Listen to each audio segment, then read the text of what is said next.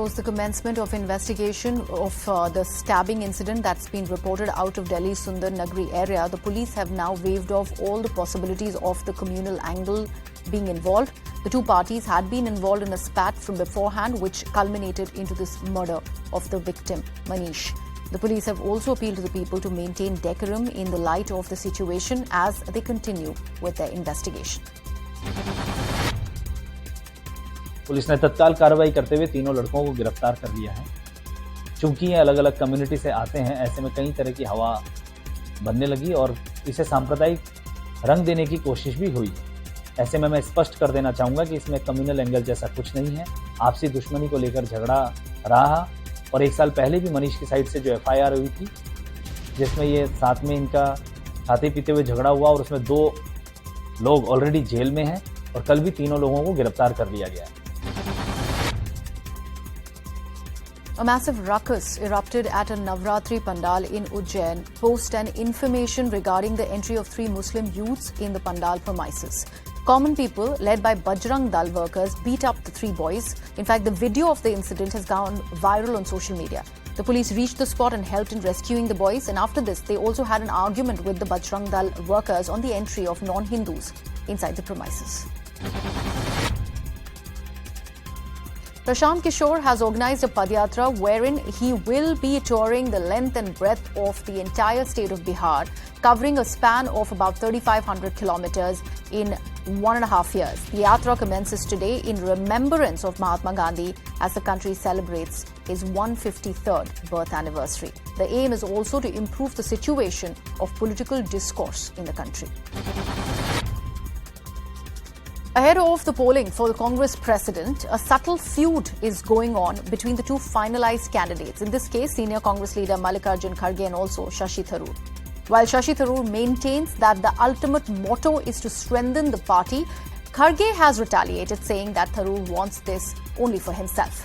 With Mallikarjun Kharge joining the fight, the question now being posed is whether this is a poll or a mere coronation ceremony for a mouthpiece of the Gandhi family. उन्होंने मेरे को telephone किया था congratulate करने के लिए, तब मैंने कहा धन्यवाद आपको, लेकिन ये बेटर होगा कि कंसेंसस कैंडिडेट बनके एक ही उभर के आए। तब उन्होंने कहा नहीं, डेमोक्रेसी में फाइट करना है। अब जब कोई कैंडिडेट इरादा करता है कि कंटेस्ट करने का, तो उसको मैं कैसा मानूं? ये चुनाव होगी पार्टी के।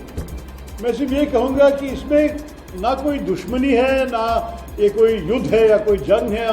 हम दोनों शत्रु नहीं है, हम दोनों सहयोगी है पार्टी के अंदर। तो इस किस्म के नेता नेचुरली मैं कह रहा हूं कि वो बदलाव नहीं ले आएगा, क्योंकि अगर बदलाव ले आना चाहता था तो उसका पूरा हक है भी करने के लिए।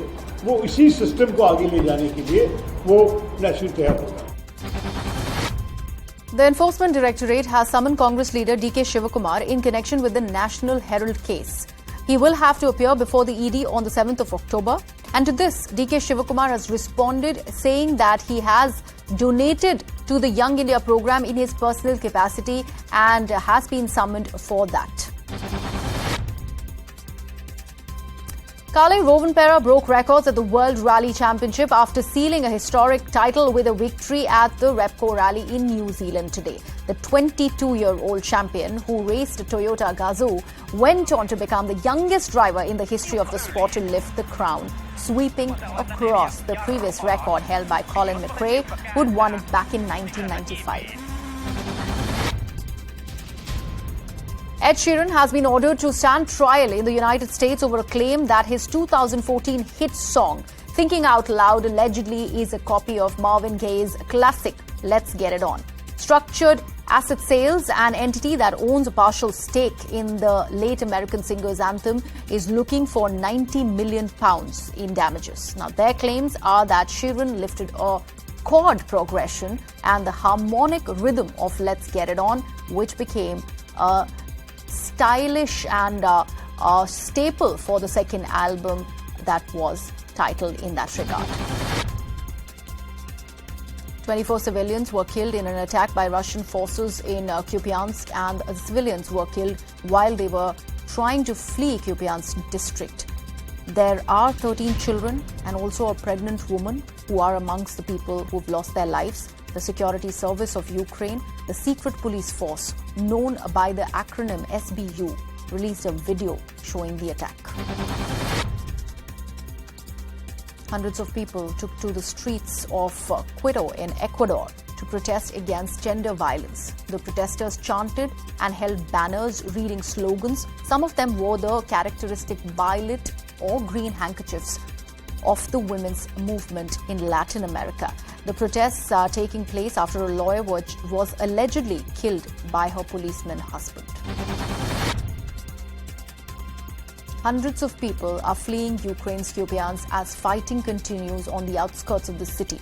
The city is struggling for basic needs. Volunteers helped an 81-year-old man across the bridge as he tried to flee the region.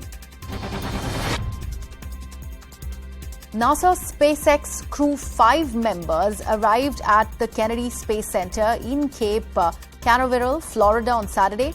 In fact, the flight will carry NASA astronauts Nicole Mann and Josh Cassada to the International Space Station. Mann will become the first Native American woman in space. Hurricane Ian has proven to be one of the most powerful storms ever recorded in the history of the United States of America. Now, in Venice, heavy winds caused extensive damages to the Venice Theatre.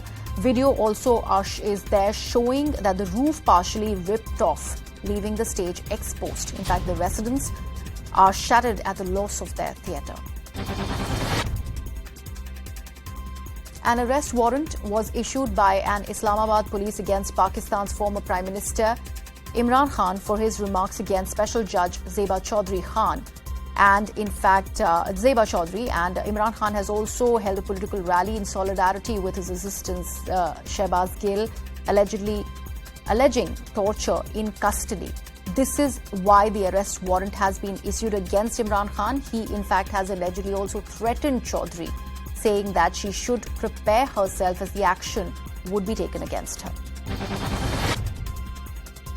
U.S. Secretary of Defense Lloyd Austin met with Australian and Japanese defense ministers Richard Marles and Nobuo Kishi in Hawaii.